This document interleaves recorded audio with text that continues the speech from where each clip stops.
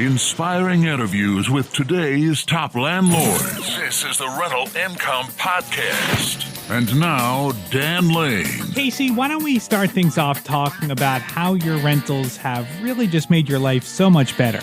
Well, I got to say, the rental properties that we have been really amazing. And the fact that I don't have to go get a second job has been really the best part about it. People want to talk about cash flow and retiring early and all those things. But for me, it's, a little bit more instant gratification. It's what a rental property is doing for me now. And for me now, I'm able to be a stay-at-home mom. I don't have to go get a job. I pick up my kids from school. I can meet with them at lunch during school. And it's the life I've always dreamed of. And I'm not, a zillionaire. And with just a few rental properties, that it's allowed me to be a stay-at-home mom. And that's, for me, the biggest benefit of rental properties. Casey's husband has a full-time job, and they really needed Casey to have a job to make some extra money to help pay the bills. But obviously, Casey came up with a different plan.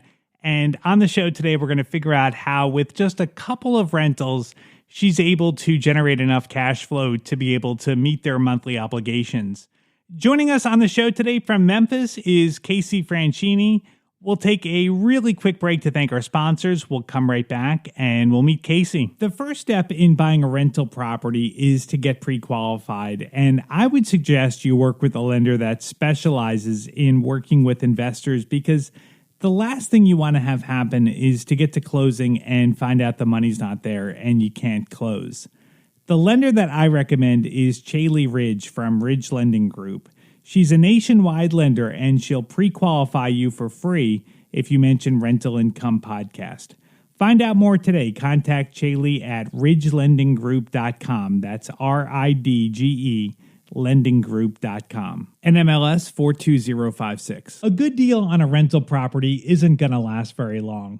To win properties today, you need to move quickly when a deal comes on the market. But it takes time to analyze a property. I want to let you know about an app where you can analyze deals on your phone in seconds. It's called Ask Rick. That's RIC for Rental Income Calculator.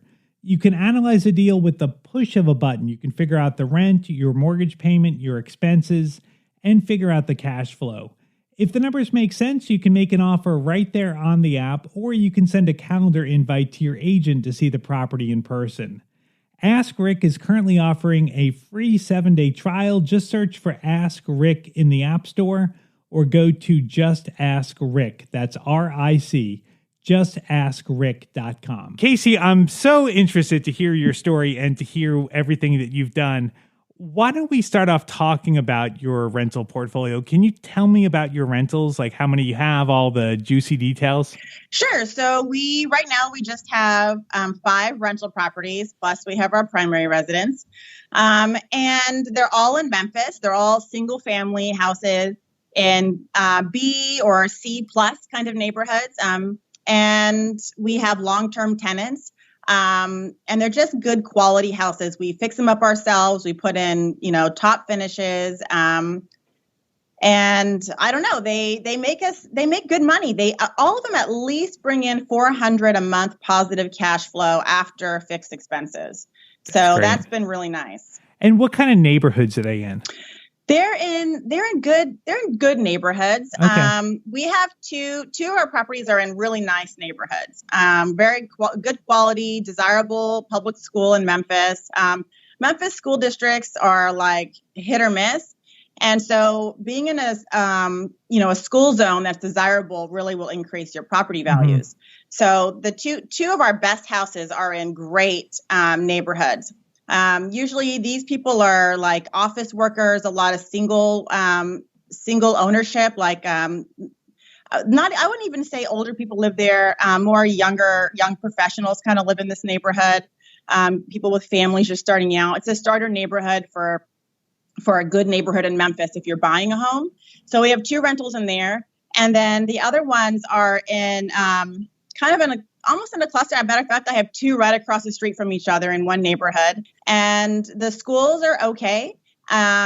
And the tenants that stay there they're good people. Right. I'm real proud of our houses, and I love the tenants that we have. And the $450 that you make positive cash flow, that's after everything, after you pay your mortgage, any repairs, like that's your actual profit every month?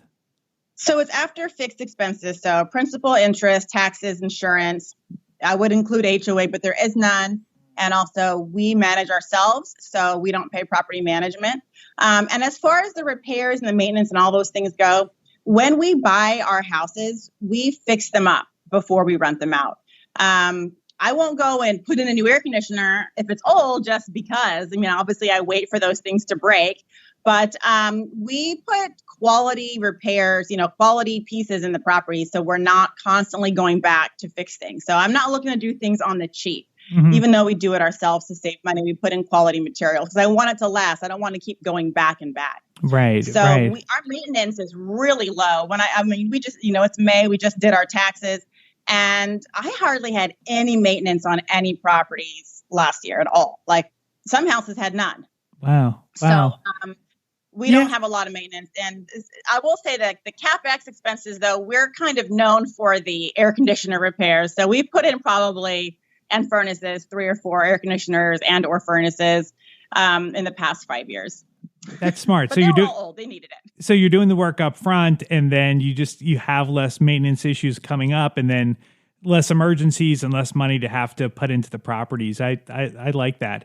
So this collectively, your 5 rentals are making you a few thousand a month, and that's enough money to give you a little bit of flexibility in your life. Absolutely. It makes a huge difference. I mean, even just one rental property makes a difference. And the fact that we have 5, I'll say, last year with coronavirus and all that, we didn't buy anything with the election and, you knew with the market. So we were a little bit, okay, well, let's just save some money. What if we need the all cash, blah, blah, blah.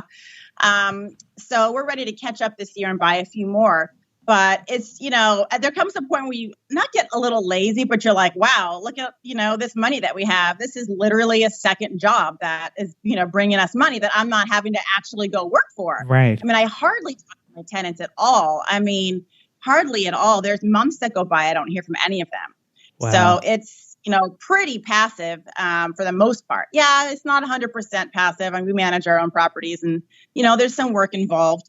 But not much. And the fact that, I do get to stay home, I don't have to go work. I mean, I could go to Starbucks if I wanted and go get a part-time job, work 30 hours a week, and I still wouldn't make what I'm making. Right. With rental properties. So yeah, that's pretty awesome. It's pretty good. What's the price point of the properties that you're buying on average? I know you've got 5 properties, and I'm sure they're all different prices, but on average, how much do the properties cost? The cheapest house we bought, at the time when we bought it, was I think $69,000, and the most expensive one that we bought was $120,000. That house now is probably worth like $190,000. So, and those little houses that we have that were 69, we bought one for 90 something, 70s, 80s, in that little price range. Those are all over 110 now, 120 probably now. And when you buy the properties, do they need a ton of work, or are you mainly just kind of freshening them up, maybe doing paint and carpet and stuff like that? Well, it depends on the house, but now, like I said, we do them ourselves. So it depends on, where we're at in our lives, if we want to take on a big project or not. And there's been a couple houses where we've done a lot of work. Now, they could have probably been bird deals, but we don't like to over leverage, and we just like the equity in the house. But there's been 2 houses where we've completely redone kitchens and stuff like that. But one of our houses we didn't even paint it. We didn't even put in new carpet, that sort of deal. We just cleaned it up, fixed some light fixtures. And the bedrooms were all different colors, Yeah. And I did I love to do landscaping. So we made the curb appeal really nice. It was one of the better houses in the neighborhood. It actually had a garage. Matter of fact, it's the only house we have with a garage. And it had a vinyl fence and everything, which is unheard of. So the outside curb appeal was really nice, which brought in a lot of potential tenants.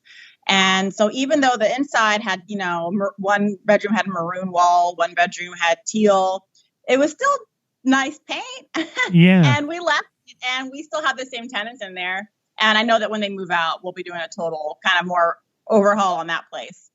It sounds like you're doing things perfectly. I love that. This is almost like a side hustle that you really don't have to put too much work into. But I wanted to kind of take a step back. So when you first got the idea that you wanted to buy rental properties, you were living in California, but you just couldn't kind of make the numbers work. Tell me about what happened.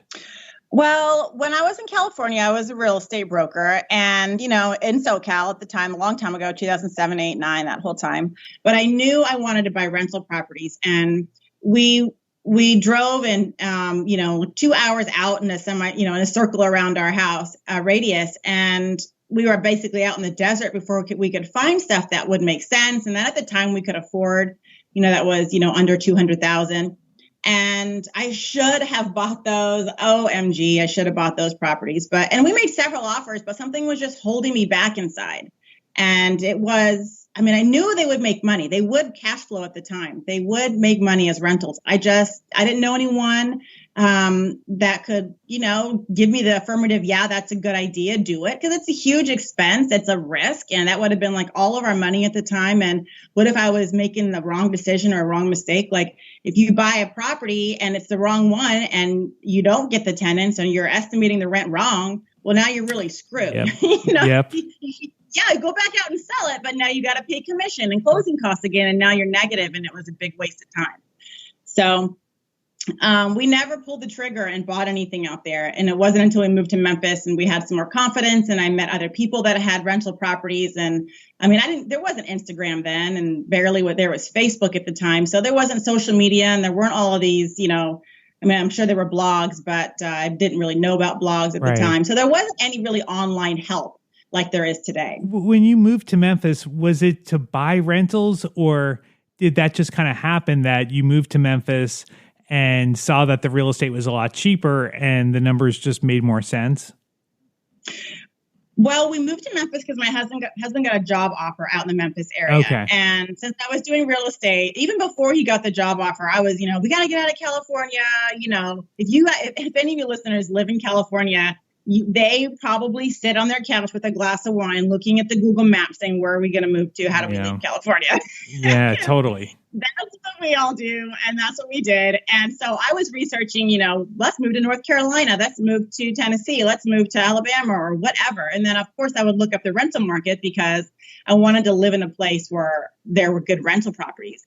And when we got the job offer for Memphis, I was like, first of all, online, living in California, going, oh my gosh, look at these $10,000 properties. Like, we're going to be rich. I'm just going to buy them all. Right.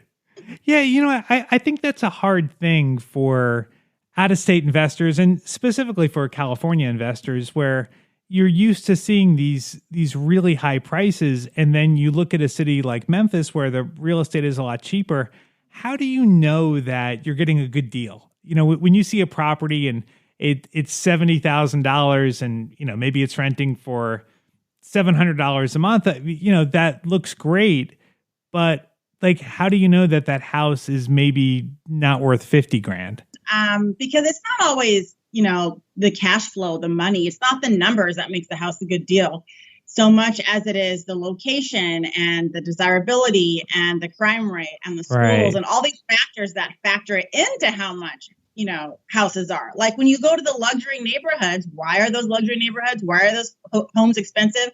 Well, yeah, they're bigger. Maybe they're not, newer, but also they have no crime. Their schools are 10s out of 10s. Like the desirability factor is through the roof. So people will pay more to live there. Right. And that's how you can differentiate, because a lot of times, like in the Midwest, the Mid-South, all these neighborhoods, the streets, they all look the same. You can't tell the difference really between a good neighborhood and a bad neighborhood, like a street driving by it. Sometimes, you can, but a lot of the houses all look the same. These brick houses, which I was like, wow, these houses look the same. I'm lost. Like, where are we? Yeah. Couldn't really tell the difference between the neighborhoods just because it's different in different parts of the country. Not like California, where you can see different neighborhoods and they have the stucco homes and the cookie cutter neighborhoods. And you're like, oh, this is this area. This is this area. And you can tell based on the style of the house or the name of the neighborhood, which is prominently displayed. It's not like that out here. And so when you're driving around and you see the neighbors' houses and you see tarps on the roofs, or you see cars parked on the lawns, junk everywhere, you can start understanding the different quality of the neighborhoods. And that's what makes something desirable or not.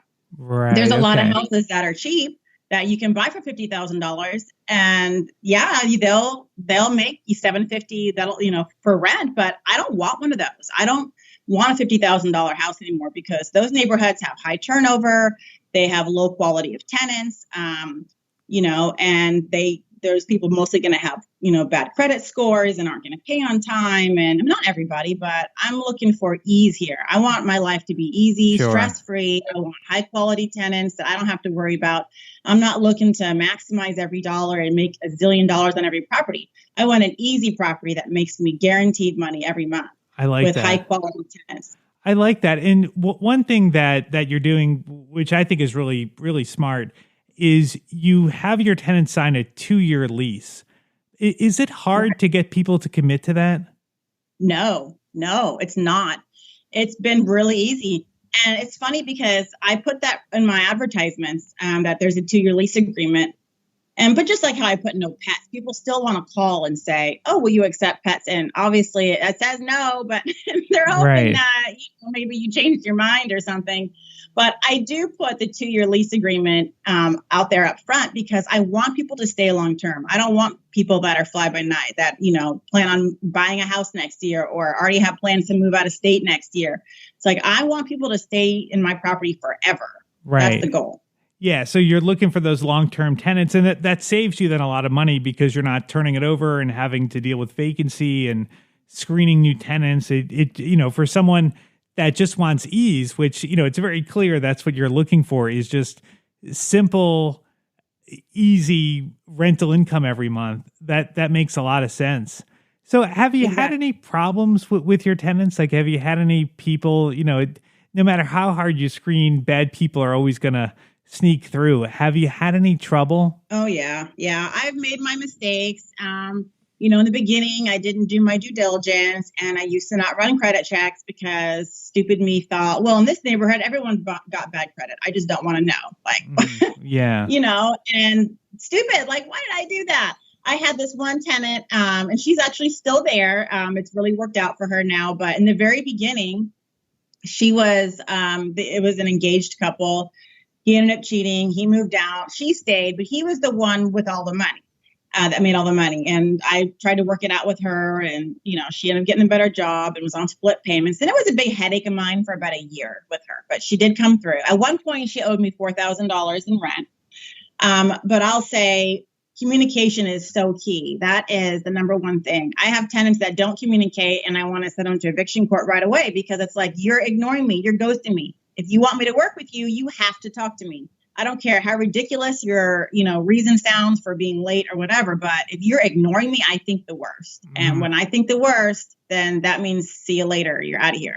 Right. Like, I don't have time to deal with you if you're going to ignore me. But this girl would communicate with me every time. She always answered the phone. She texted me. She told me the truth, which at some points I thought was just ridiculous, the things that she was saying, that she was completely lying to me. But it all came true. But I didn't do credit checks, and look at all these issues I've had with her, but now she pays and she's communicative and all of that. That's for sure. So tell me your criteria. Like, what are you looking for?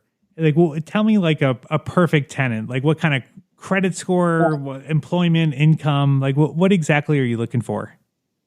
So, gosh, perfect tenant. I actually have one. I have a perfect tenant, I would say. So credit score over 740, has had the same job 2 years or more, in a good industry, a salary job, not an hourly job. I would love a management position, but I don't, that's not a qualification, but you're asking for a perfect tenant. Right. And they have to have proof of rental history, that they've paid rent on time in the past, so that they can prove to me, like, yeah, this is my previous place I stayed at. I was here for X amount of years, and, here's my landlord's name. Call him, say, yep, that guy paid on time all the time, whatever. And, what else? credit score. They have to make, absolutely, they have to make 3 times the rent or more. And that just doesn't mean every person. It's just all the adults on the lease have to make a combined income of 3 times the rent for a gross income. And for some people, they go, well, that's a lot of money. If your house is, $1,000, well, I don't make $3,000 a month. It's like, well, you don't have to, but you and your spouse both together have to. Right. You have to be able to afford the rent. And when people don't meet that requirement, I'm not mean about it. I just say, I really wouldn't want to put you in a bad position. I want you living in my property I want it to be an enjoyable experience for you. I want it to be stress-free. And if you're constantly worrying about paying the rent, well, I don't want that for you. Right. I want you to be happy and be in a place that you can afford comfortably. I think that's how I explain 3 times a month rent to people. I think that's a good way to put it because, you're not setting them up for success if you do them a favor and let them in because they're not going to be able to pay rent. It's going to cause them a lot of stress. It's going to cause you a lot of stress. And it's probably going to end up in an eviction. So I think that's really smart. Especially because, living paycheck to paycheck. And then if, is what they will already be doing. But then what about Christmas presents? Or if, their kid breaks their leg and they're off work for a week. And well, how are they going to pay for those extra surprises? Right. So that's why you got to make 3 times the rent because you have to be able to account for the unexpected, and the unexpected costs money. So I want my tenants to be able to have money to save. I don't want them giving me every dime. Like, I'll feel bad about that. Right. If you want to learn more about Casey, you can find her on Instagram at Brick by Brick Wealth. And I've got a link to that on my website. You can find it at rentalincomepodcast.com/episode 318. I'd like to thank today's sponsor for making this episode possible. It's Chaley Ridge from Ridge Lending Group. If you are looking to buy a rental property, whether you're just getting started or you want to add to your portfolio, definitely reach out to Chaley Ridge. She's a nationwide lender and she specializes in helping investors buy rental properties. She has a ton of different loan programs and she can find something customized to you for your situation. You can find out more or set up a time to talk to Chaley personally. Just go to ridgelendinggroup.com. That's RIDGE, lendinggroup.com. If you mention Rental Income Podcast, she will waive all the pre-qualification fees. NMLS 42056. Thank you so much for checking out the podcast today. We'll be back with a new episode on Tuesday. My name is Dan Lane, and this has been the Rental Income Podcast.